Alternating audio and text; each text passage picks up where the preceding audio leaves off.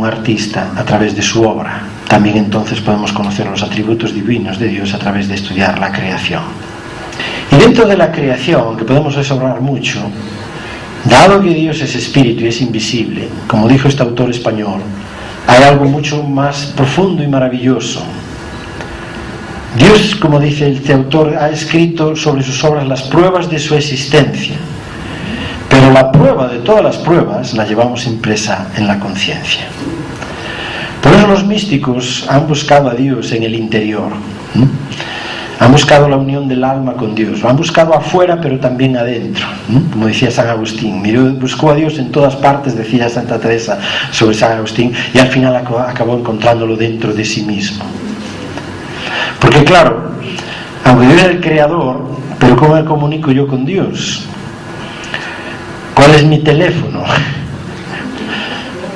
Y ahora puedo marcar con el celular y llamar a mi esposa, que ahora en este momento está en Nueva York. ¿Y con Dios qué celular yo uso? Bueno, pues Dios nos ha proveído de un celular también, que está en nuestro propio interior, nuestro propio espíritu puede conectarse con el espíritu de Dios. Y por eso la introspección, la reflexión y la oración han sido caminos, como también ha sido otro camino de entendimiento de Dios a través del mundo natural y de observar el mundo externo, a través de la ciencia. Fíjense, el Francis Collins, ¿no?, que está ahora como director del Instituto Nacional de Investigación del Genoma Humano de Estados Unidos, fíjense qué frase tan interesante, dice: veo el ADN como el lenguaje de Dios y a la elegancia y complejidad de nuestros cuerpos y del resto de la naturaleza como un reflejo del plan de Dios.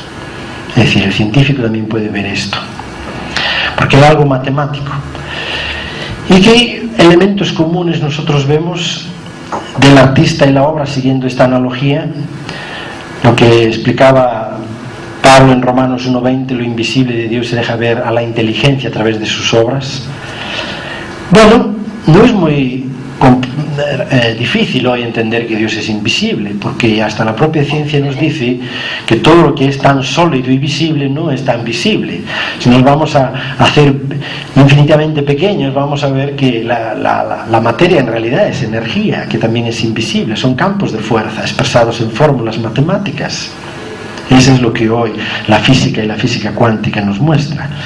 Hay unas leyes que rigen ese comportamiento de la materia y hay un aspecto externo, que sería esa energía, esa materia. Si vamos al mundo vegetal también, hay un aspecto externo, el cuerpo que vemos, de las plantas, pero también hoy los científicos hablan hasta de una mente vegetal, que hasta tiene una cierta sensibilidad. Se han hecho experimentos, usted sabe, ¿no?, con plantas en las que se les ponen aparatos muy sensibles, parecido al detector de metales. Si alguien viene y daña a la planta o le quema las hojas, la planta da una vibración distinta que si alguien le pone música.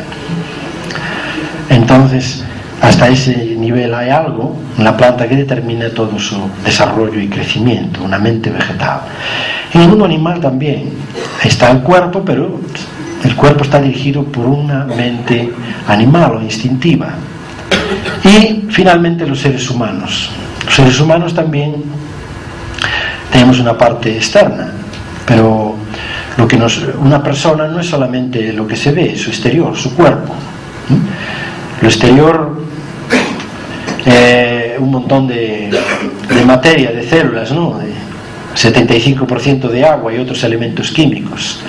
No, está muy bien organizado y diseñado, pero hay algo más atrás que es lo que forma un ser humano. Incluso las células van cambiando, ¿no? Nos dicen los médicos que cada 7 años casi se renuevan las células de nuestro cuerpo, pero nosotros seguimos siendo la misma persona. Entonces, ¿qué hay ahí que no cambia? Es esa parte interna, nuestro espíritu, nuestra mente. Todo el ser humano tiene esa parte formada por todos los elementos químicos que estudiamos en la tabla de elementos químicos, pero también está esa parte espiritual que es trascendente, que incluso trasciende a este cuerpo físico.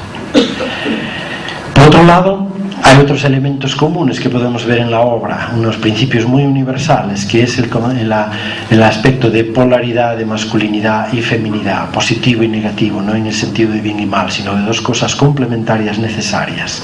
Lo vemos en la materia, ya desde el campo atómico molecular, con protones, electrones, catión, anión, esas fuerzas de positividad y negatividad que se armonizan.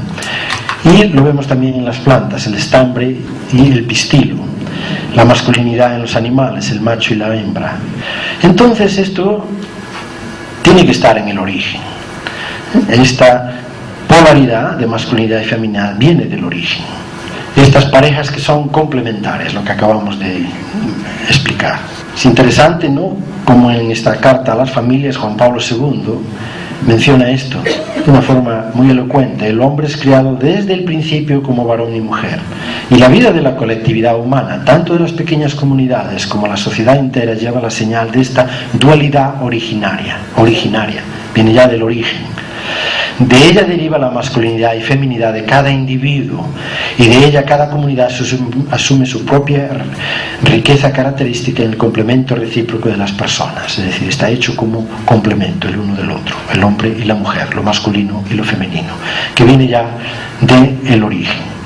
Por lo tanto, aunque generalmente en nuestras oraciones solemos decir Padre nuestro, en realidad, si profundizáramos, tendríamos que decir Padre y Madre nuestra, porque Dios no es solamente masculino ni tampoco femenino, es decir, Él es el origen de lo masculino y lo femenino, por tanto en Él es la fuente originaria de esas características. Es otro aspecto hoy que podemos entender a través de estudiar el universo y la creación.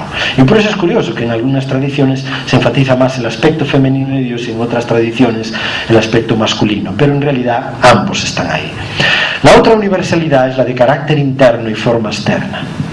Todos los seres humanos, como hemos estado viendo, tienen, es decir, estas características. Está todo integrado o unido. Yo no estoy hablando de una dualidad en el sentido de separación, sino está integrado, pero podemos observar que se complementa. Hay una forma externa que expresa un carácter interno. Entonces esa es la forma en como nosotros lo percibimos y vemos. Y viene así también del origen. Todo lo que aprendemos a través del mundo natural, la naturaleza existe en estos pares complementarios, y por eso la fuente original también tiene esta masculinidad y feminidad.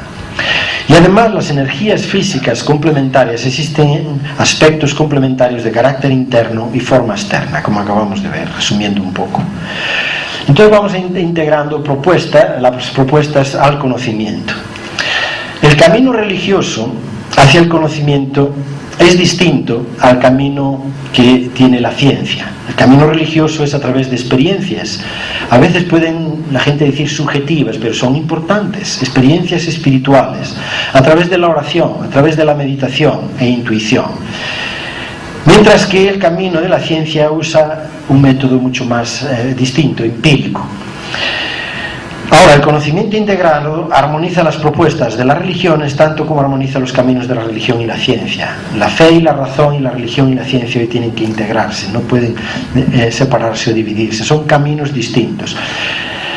Y es curioso, aunque hoy los científicos no van a hablar de Dios, por ejemplo los físicos, aunque no hablen de Dios, nos dan las leyes físicas y les dan unos atributos que recuerdan curiosamente las características de los antiguos textos sagrados que se otorgan a la divinidad. Fíjense, por ejemplo, los atributos de los que hablan. Dicen, las leyes físicas son universales, se aplican en todo tiempo y en todo espacio, desde nuestro humilde planeta hasta los confines de las galaxias. Es decir, esas fórmulas matemáticas son las mismas, y el átomo de hidrógeno que está al final de la galaxia es lo mismo y se comporta y tiene las mismas fórmulas que las que se dan aquí en este planeta. Son absolutas, pues no dependen del que las descubre. Un belga o un español acabará por descubrir las mismas idénticas leyes hace miles de años o dentro de miles de años. Son atemporales, puesto que si bien describen un mundo sometido al tiempo, así como los fenómenos en movimiento y en cambio continuo, las leyes permanecen idénticas a ellas mismas sin ningún cambio. Y son omniscientes, puesto que actúan sobre los objetos materiales con la determinación del que sabe de antemano hacia dónde quiere ir y lo que quiere obtener. Y vemos ese diseño matemático en el universo. Números constantes como el número pi al número phi, por ejemplo, donde vemos esa armonía, ¿no? Lo vemos en el diseño de nuestros cuerpos también. Pasamos a la siguiente. Vemos esa proporción áurea, ¿no? ¿Y por qué lo hace un cuerpo hermoso? Es la proporción, no importa de qué raza. Me lo traje otras diapositivas, pero es muy curioso ver este fenómeno. Lo que hace un rostro hermoso es que es proporcionado, porque está de acuerdo a esos cánones. Entonces debemos integrar las propuestas del conocimiento. Albert Einstein también dijo, la ciencia sin la religión es está lisiada y la religión sin la ciencia está ciega. A Lorenzo Moon, a partir del año 72, él empezó a hacer unas conferencias que llamaba para la unidad de las ciencias y trajo varios premios Nobel y se hicieron casi por más de 20 años. Entonces alguien le preguntó